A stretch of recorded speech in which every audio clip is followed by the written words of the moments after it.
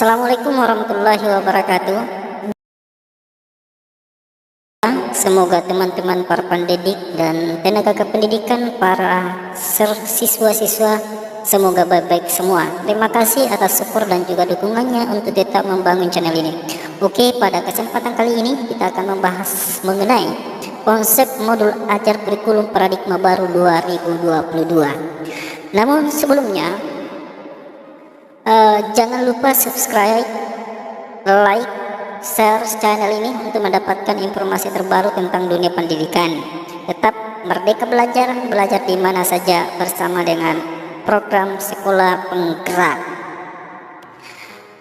Konsep modul ajar nantinya adalah sebuah perencanaan yang harus disusun oleh semua guru pendidik dalam satuan pendidikan. Ya. Modul ajar itu apa? Modul ajar itu adalah sejumlah alat atau sarana media, metode, petunjuk, pedoman yang disusun secara sistematis dan menarik. Dan yang kedua, modul ajar itu adalah sebuah implementasi alur tujuan pembelajaran yang dikembangkan capaian pembelajaran dengan profil Pancasila sebagai sasaran. Modul ajar yang ketiga adalah disusun sesuai dengan fase atau tahap perkembangan peserta didik dan mempertimbangkan apa yang akan dipelajari dengan tujuan pembelajaran yang berbasis perkembangan jangka panjang.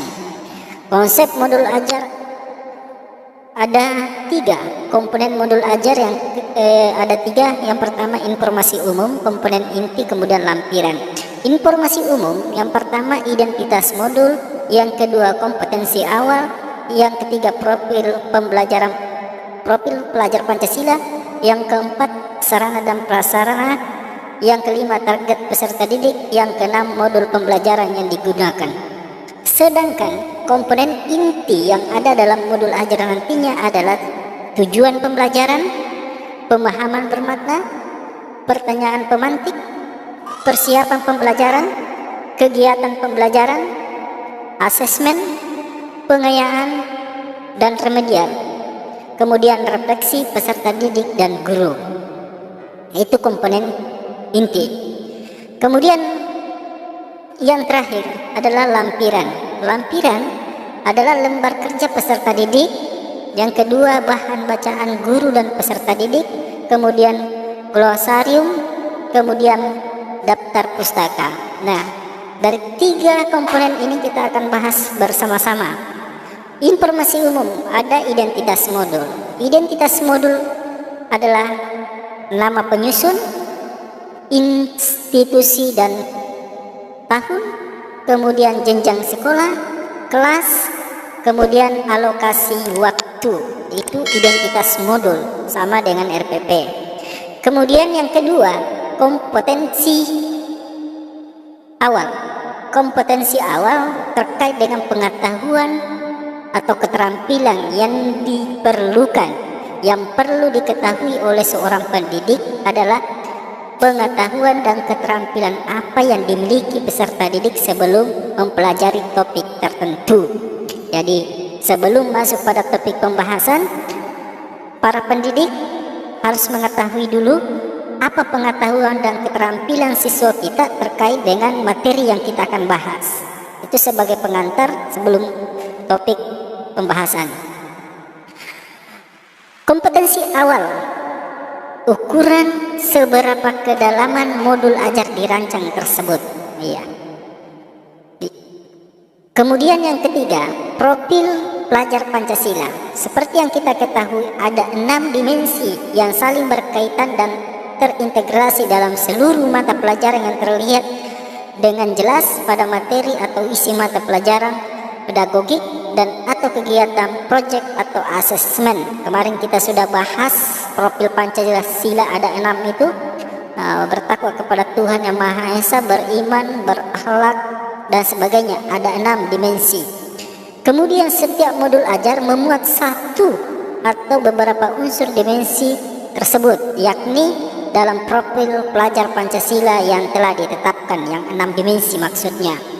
Kemudian yang keempat, sarana dan prasarana adalah merupakan sebuah fasilitas dan bahan yang dibutuhkan untuk menunjang kegiatan pembelajaran. Ini juga sangat dibutuhkan terkait dengan fasilitas apa yang digunakan, kemudian bahan yang akan kita gunakan sebelum pembelajaran dimulai, sehingga sarana merujuk pada alat dan bahan yang digunakan, sehingga sementara prasarana di dalamnya termasuk materi dan sumber bahan ajar. Jadi materi, sumber belajar dari mana, yang lain dan relevan yang digunakan dalam kegiatan pembelajaran. Sementara yang kelima, target peserta didik. Jadi ada target. Targetnya adalah peserta didik reguler tipikal, yakni umum, tidak ada kesulitan mencerna dan memahami materi ajar. Kedua, peserta didik yang kesulitan belajar, yakni memiliki gaya belajar yang terbatas, hanya satu gaya, misalnya audio, memiliki bahasa dan pemahaman materi ajar, kurang percaya diri, kesulitan berkonsentrasi jangka panjang, dan sebagainya. Terus peserta didik dengan pencapaian tinggi, mencerna dan memahami, pencapaian tinggi, mampu mencerna dan memahami dengan cepat, mampu mencapai keterampilan berpikir tingkat tinggi, dan memiliki keterampilan memimpin. Itu target peserta didik, ya, reguler atau tipikal, kesulitan belajar, pencapaian tinggi, ya. Kemudian keenam, modul pembelajaran yang digunakan. Yang dimaksud modul pembelajaran pada modul ajar adalah model pembelajaran seperti tatap muka, seperti pembelajaran jarak jauh atau PJJ daring, kemudian PJJ luring, dan yang terakhir blended learning atau gabungan PJJ daring dan PJJ luring, ya. Kemudian komponen inti, ya, kita masuk di komponen inti. Tujuan pembelajaran yakni menentukan kegiatan belajar, sumber daya yang digunakan, kesesuaian dengan keragaman peserta didik, dan metode asesmen yang digunakan. Tujuan pembelajaran bisa dari berbagai bentuk seperti pengetahuan, faktual dan informasi, prosedural, pemahaman konseptual, pemikiran dan penalaran, keterampilan dan kolaboratif, serta strategi komunikasi. Iya. Kemudian komponen inti yang kedua, bahwa pemahaman bermakna. Pemahaman bermakna adalah informasi tentang manfaat yang akan peserta didik peroleh setelah mengikuti proses pembelajaran. Manfaat tersebut dapat peserta didik terapkan dalam kehidupan sehari-harinya. Contoh, kita sering berdiskusi sehingga akan mudah dalam mengemukakan pendapat dan berkomunikasi. Ya, itu salah satu contoh informasi tentang manfaat. Kita sering berdiskusi sehingga akan mudah dalam mengemukakan pendapat dan berkomunikasi.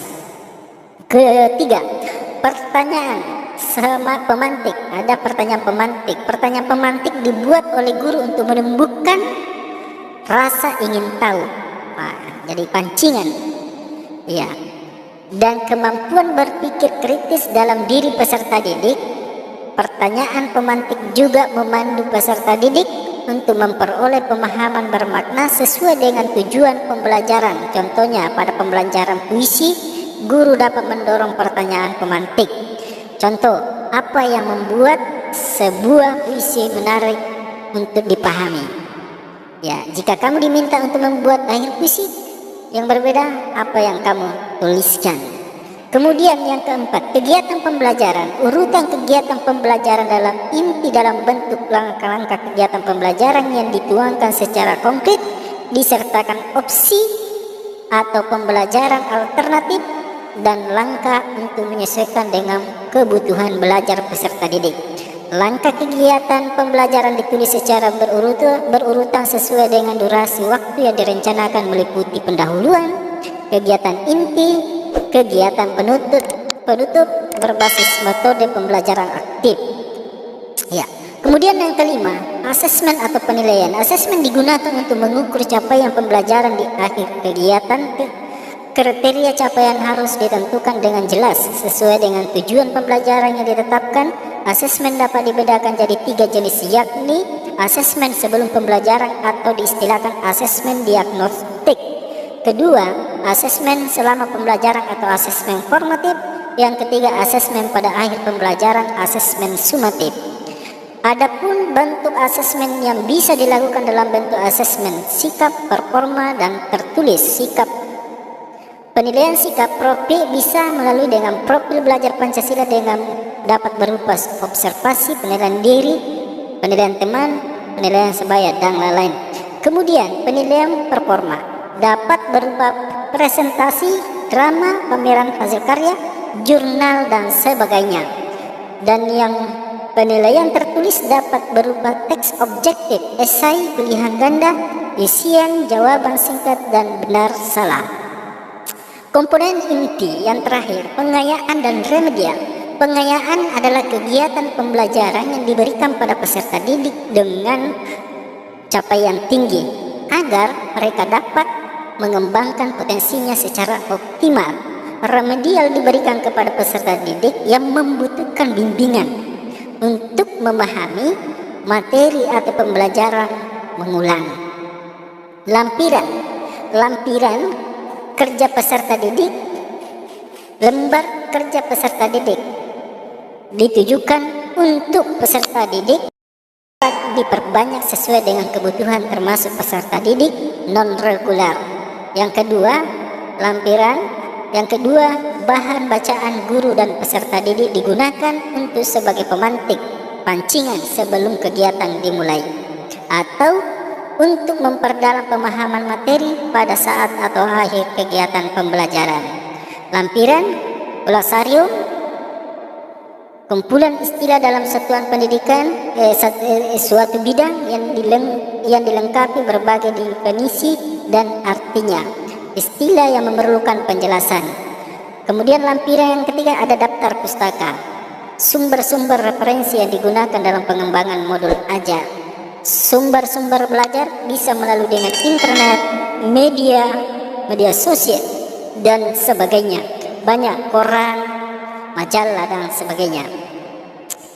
Saya kira seperti itu terkait dengan modul ajar kurikulum paradigma baru 2022 sebagai perubahan RPP nanti. Terima kasih atas kebersamaannya di kurikulum paradigma baru 2022. Merdeka belajar di mana saja bersama dengan program Sekolah Penggerak. Tetap like, share, dan subscribe channel ini supaya selalu mendapatkan informasi yang terbaru.